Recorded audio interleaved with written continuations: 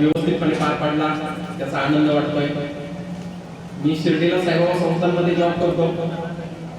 2 मुलं आहेत मला, एक 3रीला शिकतो, एक छोटा आहे. एवढं बोलतो आणि थांबतो.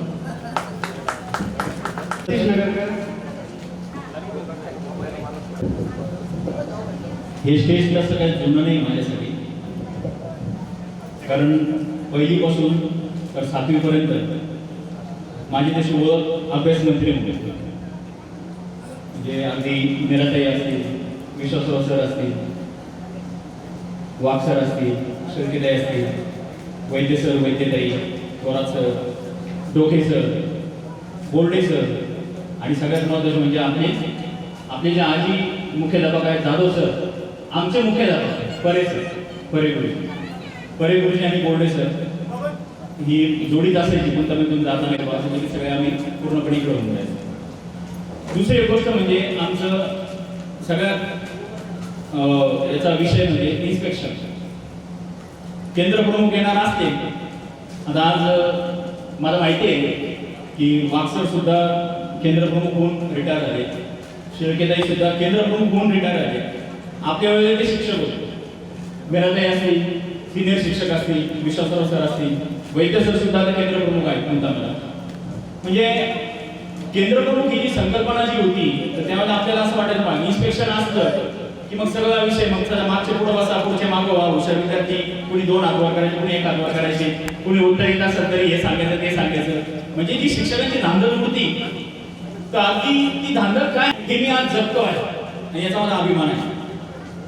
इयत्ता 4थी मध्ये असताना ज्या वेळेला म्हणजे आमचा हा जो वर्ग 5वीचा वर्ग होता, इथे तर कवायतीचं सामान वगैरे ठेवलं जायचं. 5वी नवोदयचा आम्ही गणेश आणि जसं गणेशने आठवणी सांगितल्या वेगवेगळ्या, तर आम्ही नवोदयचा अभ्यास करत असताना बाहेर आम्ही अभ्यासाला बसलो. जसा श्यामचा उल्लेख त्यांनी केला तसंच अजूनही आमच्या इथं आलेल्याने सचिन शुक्लेश्वर पेटकर नवोदयचा अभ्यास आमचा बाहेर चालू. आम्ही वर्गाच्या बाहेर बसलो. जास्त वेळ घेणार नाही कारण आम्ही संतोष आपले जे आयोजनाचे अध्यक्ष आहेत संतोष ठोकरे यांनी इकडे पुऱ्या पण गरम गरम काढायला सुरुवात केली. अगदी जसं 7वीचा आपला दमडीचा धडा होता. दमडी मराठी धडा आठवतो? दमडीचा धडा आठवतोय? अरे शेवेचा खमंग वास येत होता, बरोबर ना? चिंचेच्या झाडाखाली दमडी झोपलेली होती, बरोबर ना? झोपलेली असताना तिला शेवेचा खमंग वास आला आणि त्या वासातच तिचं पोट भरावं जणू काय.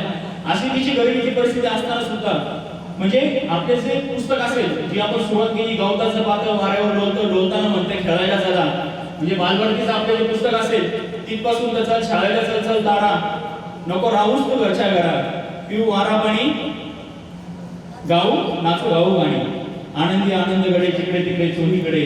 म्हणजे हे जे सगळे जे गुण आहेत, सर्वात्मका, शिवसुंदरा. 3रीला काठ्या होत्या, बांबू. तो बांबू घेण्यासाठी खाली वाकलेला 3-3ची पेर होती आणि इकडे आम्हाला डंबेल्स होते. डंबेलचा ठोके म्हणजे वरचा एक द्यायचा, परत खाली एक द्यायचा पायामध्ये. तो हा बाजूला बांबू घेण्यासाठी आपल्याला माहिती त्यांचं दुकान होतं, किराणा दुकान, भानुदास टाकसाळे टाकसाळेचं दुकान होतं. त्या टाकसाळेच्या दुकानामध्ये आम्ही आमचा काय सर ब्रेक लागला, तुम्हाला माहिती की आम्ही म्हणजे शाळेत आमचे मागचं दार असायचं इकडचं. आता सध्या तुम्ही ते बंद असायची, पहिली पण असेल, पण आम्ही मागच्या दाराने ह्या गेटमधून पलीकडे पुन्हा जायचं आणि बऱ्याच वेळेला पिरियड बंद करून पण जात असायचं. चहा आणायला आम्ही फिक्स ठरलेले मेंबर, चहा आणण्यासाठी चहा घेऊन यायचे.